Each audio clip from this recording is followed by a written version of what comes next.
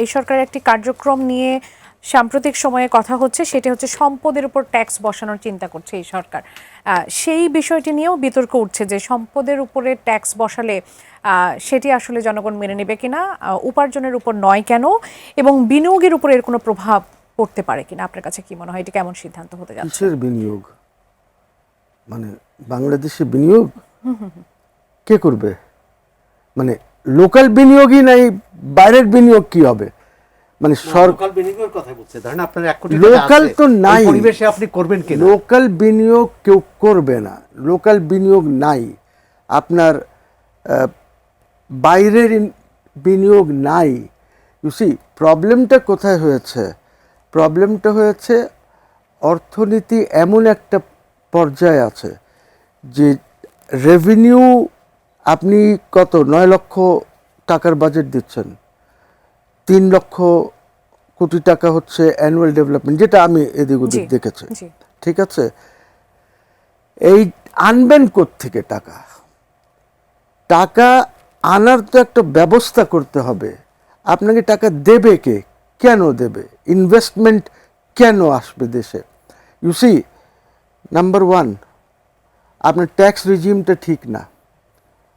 আপনার এখানে এসআরওর যে একটা রিজিম চলে, ঠিক আছে, ইউ আর নেভার শিওর যে কোন দিন কখন কার উপরে কোন ট্যাক্সটা লাগিয়ে দেবে, আবার 24 ঘন্টা পর আবার সেটা উইথড্র করে নেবে।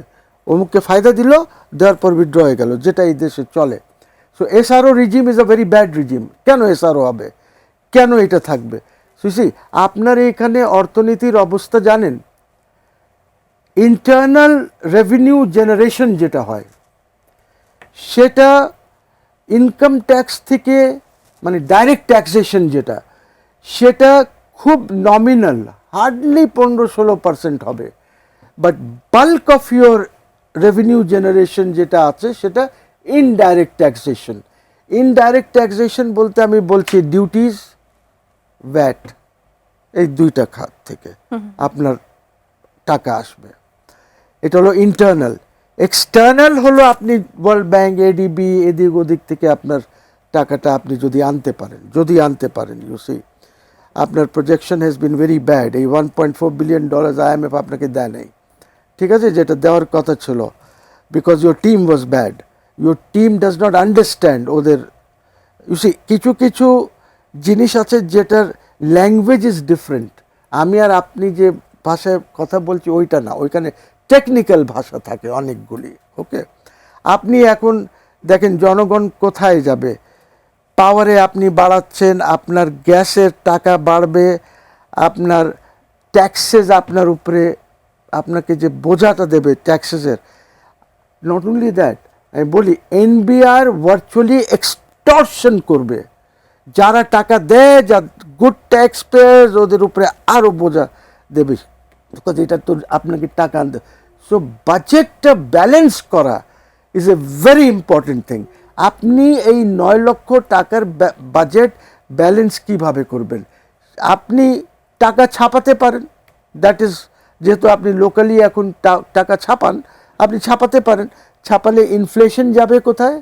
অনেক উপরে চলে যাবে। তাহলে সো আমাদেরকে তো এই যে ব্যালেন্সিংটা করা, ইট ইজ নট ইজি। আপনি ব্যাংক বরোয়িং করবেন, আরেকটা ওয়ে হলো যে ব্যাংক থেকে টাকা তুলবেন। 55% অলরেডি তুলে ফেলেছেন, ব্যাংকের কাছে টাকা নাই। এখন ব্যাংকের রিক্যাপিটালাইজেশন যদি না হয়, তো ব্যাংক হ্যাজ গট নো মানি।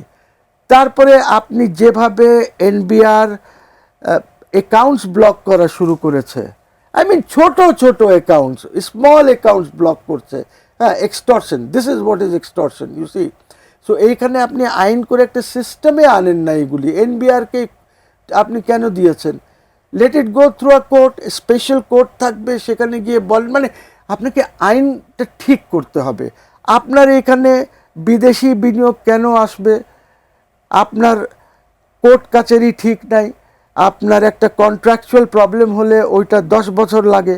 আপনার আরবিট্রেশন, যে যদি আপনি যান, আরবিট্রেশন নয় হয়ে গেল, তারপর এটা কোর্টে গিয়ে আটকায় যায়।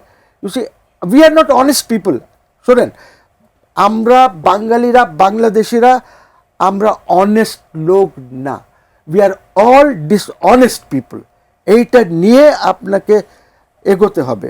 যারা জয়েন্ট ভেঞ্চারে আসে, আমি অভিজ্ঞতার থেকে বলছি, যারা জয়েন্ট ভেঞ্চারে আসে এখানে বিনিয়োগ করে, পরে এটা আপনি নিজেই ইয়ে করে নিতে চান, ওদেরকে কক্ষিগত খেদায় করে দেন। ফেলছে। কেউ হয়তো গুন্ডা দিয়ে খেদায়, কেউ হয়তো সরকারকে ব্যবহার করে খেদায়।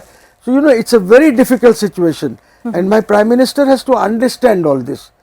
ঠিক আছে, তারপরে আপনি ধরেন আপনার যিনি ফাইন্যান্স মিনিস্টার আছেন, ওনার সম্বন্ধে তো নিজেই আমি পড়েছি যে উনি কিভাবে Serena hotel and Chittagong stock exchange নানান কথা আছে।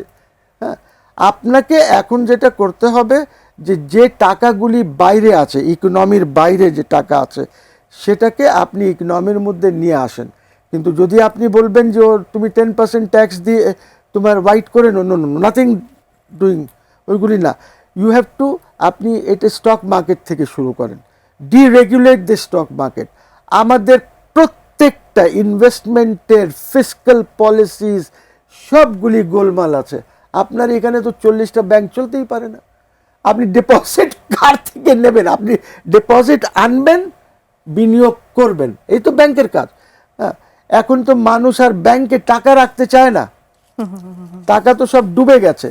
যার টাকা এনেছেন, যেখানে ঢুকিয়েছেন যে আচ্ছা মানুষ দেখে যে আচ্ছা এখানে আমাকে 12.5% পাচ্ছে, অমুক তো 11.5 দিচ্ছে, গেছে 12.5 13 মধ্যে গিয়েছে, সব শেষ হয়ে গেছে টাকা। জি, আমি একটু তো এইগুলি ঠিক করতে হবে। তো আপনার এই ঠিক করার কি আপনার মানে ঠিক বর্তমান করার একটা অংশ কি এটা হতে পারে যে সম্পদের উপর ট্যাক্সেশন করলে সেটা হচ্ছে তাদের জন্য সহজ কি হবে, হবে? তাদের জন্য সহজ আপনি হবে।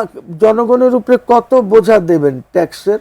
মানুষ তো যে মিষ্টি কিনে ওইটার মধ্যে ট্যাক্স দেয়। এভরিথিং দ্যাট ইউ ডু আপনি ট্যাক্স দিচ্ছেন। আপনি কলম কিনছেন, ট্যাক্স দিচ্ছেন। আপনি বলেন না, you tell me one item যেখানে আপনি ট্যাক্স দিচ্ছেন না।